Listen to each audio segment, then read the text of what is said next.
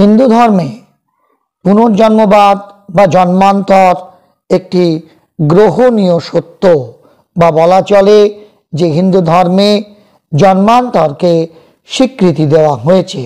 অর্থাৎ যার জন্ম হয়েছে তার মৃত্যু যেমন অবশ্যম্ভাবী, আবার যার মৃত্যু হয়েছে তার পুনর্জন্ম হবেই। তার মানে গিয়ে দাঁড়ালো এই যে মানুষকে বারবার এই পৃথিবীতে বা অন্য গ্রহেও জন্মগ্রহণ করতে হয়। কিন্তু এই প্রসঙ্গে অর্থাৎ এই পুনর্জন্ম বা জন্মান্তর ঈশ্বরের ইচ্ছাধীন, অথবা মানুষ তার কর্মবৈগুণ্যে বিভিন্ন গ্রহে বা বিভিন্ন লোকে বা এই মর্ত লোকে বা পৃথিবীতে জন্মগ্রহণ করে কিনা, সেই প্রসঙ্গে আজকে আমরা আলোচনা করব। এবং সেই আলোচনাটি হবে শিব গীতাকে অবলম্বন করে। শিব গীতার পঞ্চদশ অধ্যায়ে বলা আছে যে মানুষ জন্মান্তর গ্রহণ করে বা মানুষের জন্মান্তর হয়, এবং এই প্রসঙ্গকে নাম দেওয়া হয়েছে জীবগত্যাদি নিরূপণম। যাই হোক, এই পঞ্চদশ অধ্যায়ে শিবগীতায় বলা হয়েছে সম্পূর্ণ এব সর্বত্র স আকাশোপি তত্রতু ঘটাকাশক্ষতং জাতি তদ্বল্লিঙ্গং পরাত্মনঃ। অর্থাৎ আকাশ সম্পূর্ণ শূন্য, পরিব্যাপ্ত মহাশূন্য, বা আকাশ সর্বত্রই বর্তমান আছে। আবার সেই আকাশ যখন ঘট মধ্যস্থ হয় তখন তাকে বলা হয় ঘটাকাশ। ঘট যেখানে যায় ঘটাকাশও সেখানে যায়। ঘট না থাকলে বা নষ্ট হলে ঘটাকাশও থাকে না।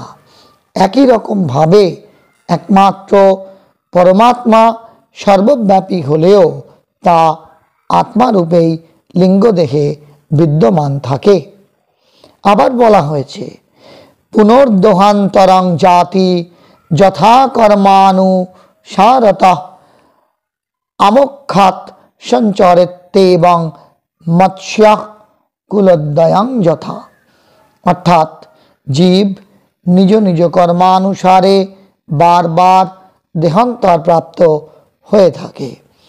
মাছ যেমন জলাশয়ের এক কূল থেকে অন্য কূলে সঞ্চরণ করে বেড়ায়, সেই প্রকার জীবও যতক্ষণ মোক্ষপ্রাপ্তি না ঘটে ততদিন পর্যন্ত আপন কর্মফল অনুসারে পুনঃ পুনঃ এক দেহ ত্যাগ করে অন্য দেহ ধারণ করে।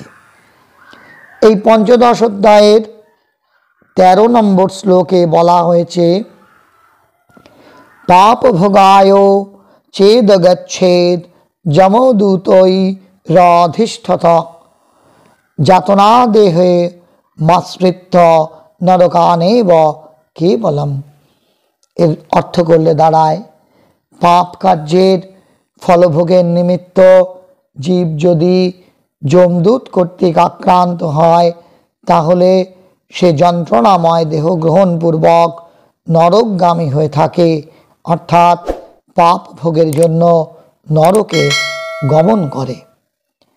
এই অধ্যায়ের 14 শ্লোকে বলা হচ্ছে ইষ্টাপূর্তাদি কর্মাণি জনুতিষ্ঠতি সর্বদা পিতৃলোকং ব্রজত্যেষ ধূমমাশ্রিত্য বর্হিষ।